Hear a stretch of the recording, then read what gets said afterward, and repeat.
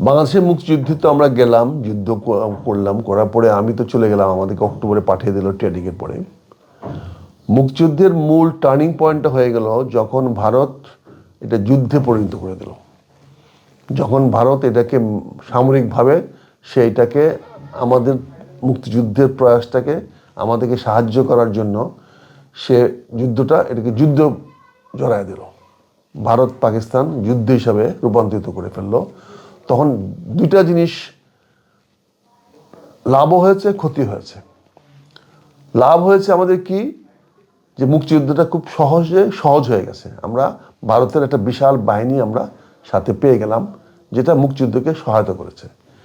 আর পাশাপাশি কি হয়েছে, যে যুদ্ধটা তখন আমাদেরকে করতে হয় নাই, আমাদেরকে সামনে রেখে যুদ্ধটা ভারত করেছে।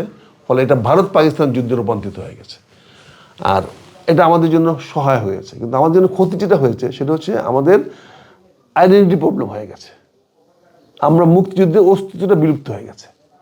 এই দেশটা যে আমরা স্বাধীন করতেছি, এটা যে আমাদের আভ্যন্তরীণ কোন্দল থেকে আমরা রাজনৈতিকভাবে এটা সফল হওয়ার চেষ্টা করছিলাম, সেই সফলতার থেকে আমরা বঞ্চিত হয়ে গেলাম। বাংলাদেশের যে এক্সাইল গভর্নমেন্টটা ছিল, সেই সরকারের অস্তিত্বটা ইনডাইরেক্টলি এই 3 ডিসেম্বর থেকে নিয়ে 16 ডিসেম্বর পর্যন্ত দৃশ্যত বাংলাদেশ সরকারের অস্তিত্ব ছিল না। এইটা বাংলাদেশের জন্য অনেক ক্ষতিকর হয়ে গেল। দ্বিতীয়ত হয়ে গেল মুক্তিযুদ্ধ উত্তর বাংলাদেশ, অর্থাৎ 16 উত্তর বাংলাদেশের দায় দায়িত্ব ভারত সেভাবে গ্রহণ করলো না, যার ফলে সারা বাংলাদেশে একটা অরাজকতা সৃষ্টি হয়ে গেল। যে যেখানে পারলো লুটপাট, দখলবাজ, যেটা আপনার এই দেখেছেন বিভিন্ন সময়ে যে আন্দোলনের পরে হয়, সেখানে একটা লুটপাটের রাজনীতি শুরু হয়ে গেল। এটার ফলে কি হলো, মুক্তিযুদ্ধের যে মহিমান্বিতা, মুক্তিযুদ্ধের যে গৌরব, এটা অনেকটা প্রশ্নবিদ্ধ হয়ে গেল। কাজে এখানে এই যুদ্ধটা আমাদের পরিসমাপ্তিটা ছিল আমাদের খুবই ভুল স্ট্র্যাটেজি। আমরা দরকার পড়লে আরও 6 মাস 1 বছর যুদ্ধ করতাম, কিন্তু যুদ্ধের জয়টা যদি আমরা আমাদের হাতে অর্জন করতে পারতাম, তাহলে আজকে আমরা ভারতের কাছে দায়বদ্ধ থাকতাম না। ভারত তো আজকে আমাদের মুক্তিযুদ্ধের ধাত্রীমাতা হয়ে গেল। মুক্তিযুদ্ধ আমরা করলাম, স্বাধীনতা যুদ্ধ আমরা করলাম, কিন্তু ভারত সহায়তা করে আমার ধাত্রীমাতা যেরকম সাহায্য করে সন্তান প্রসবের জন্য, ঠিক ভারত আমাদের ধাত্রীমাতার রূপটা ধারণ করলো।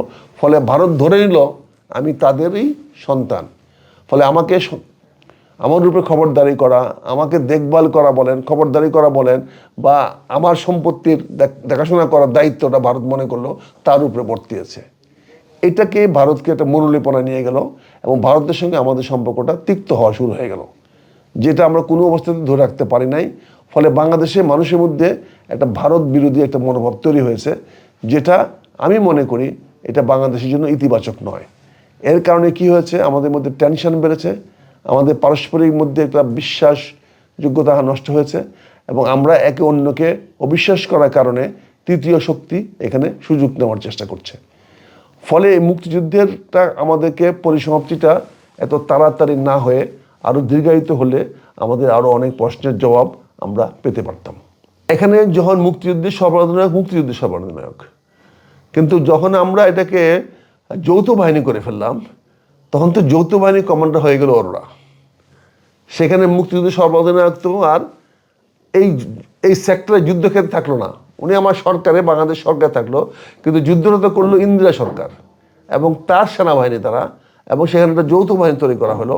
সেই যৌথ বাহিনীর কমান্ডে ছিল তো general Arora, lieutenant general Arora. কাজে সেখানে তো সর্বাধিনায়ক আমাদের কর্নেল উসমানী সাহেবের অবস্থান ছিল তারও ঊর্ধ্বে। ফলে যুদ্ধক্ষেত্রে, যেটাকে আমরা বলি যুদ্ধের থিয়েটারে বা সেক্টরে, তার কোনো অবদান ছিল না।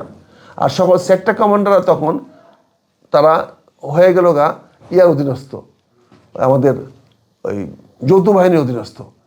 ফলে যৌথ বাহিনীর অধীনস্থ কাজ করতে গিয়ে তারা আর ওই সর্বাধিনায়কত্ব আর সেক্টর দেখাতে পারলো না।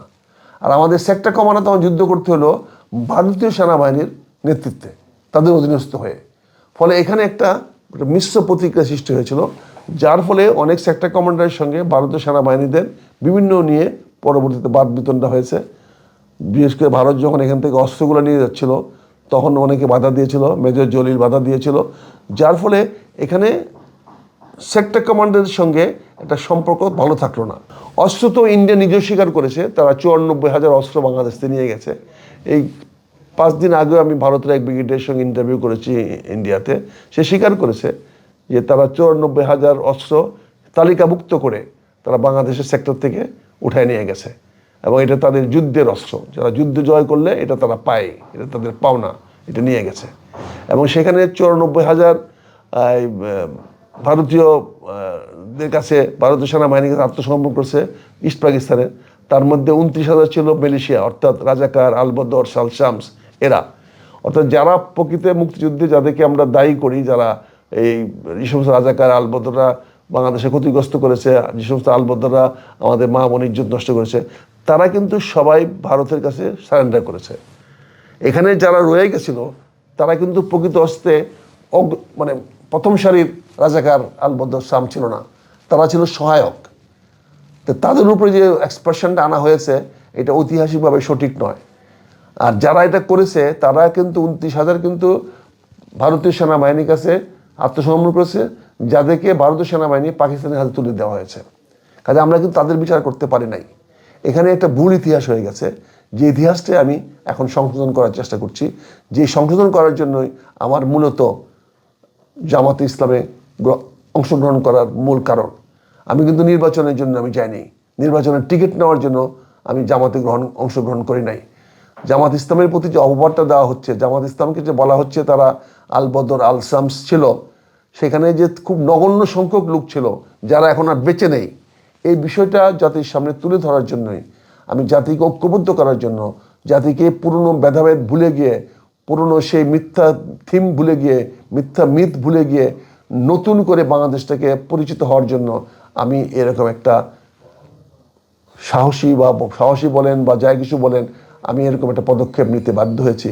কারণ আমি চাই আমার জীবন সায়ান্নে এসে আমি জাতিটাকে ইউনাইটেড করতে পারি কিনা, ঐক্যবদ্ধভাবে রাখতে পারি কিনা, কে মুক্তিযুদ্ধের পক্ষে কে মুক্তিযুদ্ধের পক্ষে না, এই দ্বন্দ্বের এখন আর সময় নাই। এখন আমাদেরকে বাংলাদেশের স্বাবলম্বী হইতে হবে, বাংলাদেশকে নিজের পায়ে দাঁড়াতে হবে।